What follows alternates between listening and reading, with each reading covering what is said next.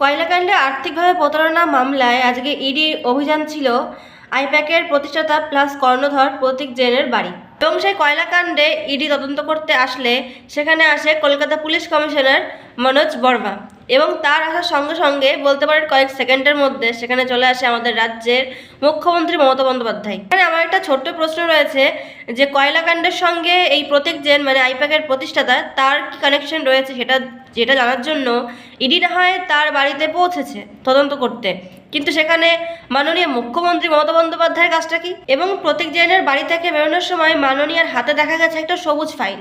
মাননীয়া যখন প্রতীক জৈনের বাড়িতে ঢুকেছিল তখন কিন্তু তার হাত পুরো ফাঁকা ছিল, কোনো কিছুই কিন্তু ছিল না। কিন্তু যখন ওখান থেকে বেরোলো, যখন এই প্রতীক জৈনের বাড়ি থেকে মাননীয়া বেরোলো তখন তার হাতে দেখা গেছিলো একটা সবুজ ফাইল। তো আমরা কি তাহলে মেনে নেব যে ওইটাই কয়লাকাণ্ডের মাননীয়ার প্রাণভোমরা? এবং এই কয়লাকাণ্ডে ইডি তদন্ত করাকে মাননীয়া বলছে এটা নাকি কেন্দ্রের চক্রান্ত প্লাস, এবং অমিত শাহকে মাননীয়া বারবার নিশানা করছে।